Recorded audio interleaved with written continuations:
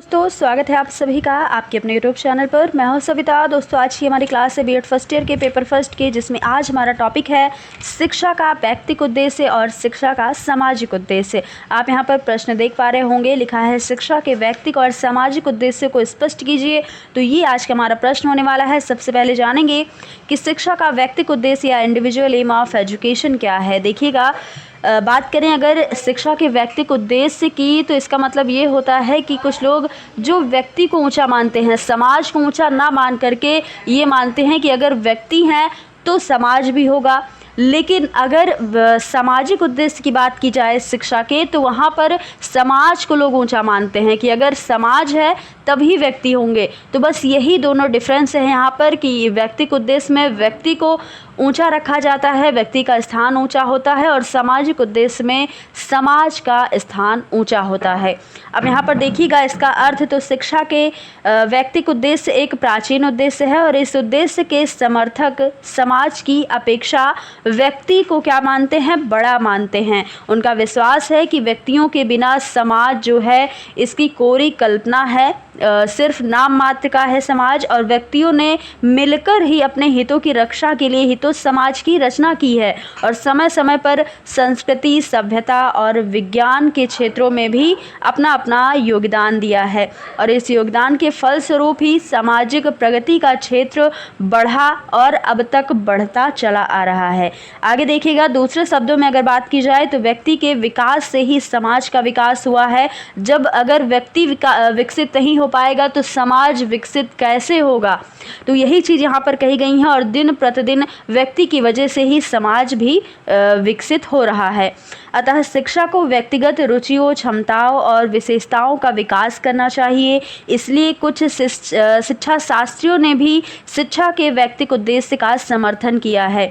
यदि ध्यान से देखा जाए तो यह हमें पता चलेगा कि शिक्षा का व्यक्तिगत उद्देश्य कोई नया उद्देश्य नहीं है। प्राचीन काल से ही ग्रीस, भारत और अन्य पाश्चात्य देशों में भी शिक्षा के व्यक्तिगत उद्देश्य को प्रमुख स्थान दिया जाता था। मध्यकाल में ऐसा अवश्य है कि सामूहिक शिक्षा के ढंग को अपनाया गया, जिसके कारण व्यक्तित्व के विकास की ओर कोई ध्यान नहीं दिया गया। लेकिन वर्तमान युग में जब से मनोविज्ञान को स्थान दिया गया शिक्षा में, तब से रूसो, पेस्टोलॉजी, फ्रॉबेल और नन आदि शिक्षा शास्त्रियों ने भी शिक्षा के व्यक्तिगत उद्देश्य या इंडिविजुअल एम्स पर फिर से बल देना आरंभ कर दिया, फिर से ध्यान दिया। तो ये क्या है, व्यक्तिगत उद्देश्य था शिक्षा का।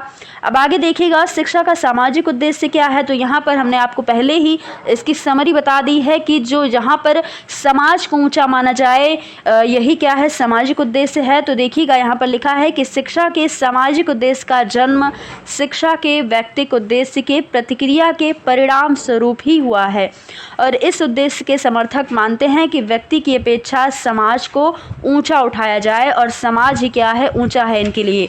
उनका अटल विश्वास है कि व्यक्ति स्वभाव से ही एक सामाजिक प्राणी है। यदि उसे समाज से अलग कर दिया जाएगा किसी व्यक्ति को, तो उसे जीवित रहना कठिन हो जाएगा। ये कौन मानते हैं, सामाजिक उद्देश्य के समर्थक ऐसा मानते हैं। प्रत्येक बालक समाज में ही जन्म लेता है और समाज में ही उसका पालन पोषण होता है। ये बात बिल्कुल सही है कि हर व्यक्ति जो है वो एक सामाजिक प्राणी है। समाज में ही रहते हुए बोलना, चलना, पढ़ना, लिखना और दूसरे व्यक्तियों से व्यवहार करना सीखता है इंसान, और समाज में ही रहते हुए उसकी विभिन्न आवश्यकताएं भी पूरी होती हैं तथा विभिन्न विचारों के आदान प्रदान के द्वारा उसके व्यक्तित्व का विकास होता है और समाज की उन्नति से वह जीवन के प्रत्येक क्षेत्र में उन्नति करता है और समाज की हानि से भी उसे क्षति भी पहुंचती है। जब समाज की हानि होती है तो व्यक्ति को भी प्रॉब्लम होती है। इस प्रकार अपने संपूर्ण विकास के लिए वह समाज का एक ऋणी भी है और इस ऋण को चुकाना उसका एक कर्तव्य है। अतः शिक्षा की व्यवस्था ऐसी होनी चाहिए जिसके द्वारा समाज दिन प्रतिदिन उन्नति के शिखर पर चढ़ता रहे। दूसरे शब्दों में कहा जाए तो शिक्षा के उद्देश्य का निर्माण समाज की तत्कालीन आवश्यकताओं के अनुरूप होना चाहिए। इसलिए कुछ शिक्षा शास्त्रियों ने शिक्षा के सामाजिक उद्देश्य पर बल दिया है। आगे देखिएगा, प्रसिद्ध शिक्षा शास्त्री रेमॉन्ट के अनुसार कहा गया है कि जो विद्वान व्यक्ति को समाज के ऊपर स्थान दे, उनको स्मरण रखना होना चाहिए कि निसमाज व्यक्ति कोई कल्पना मात्र है। अतः शिक्षा का उद्देश्य व्यक्तिगत चरित्र गठन के साथ साथ बालक को एक सच्चा सामाजिक प्राणी और नागरिक बनाना है।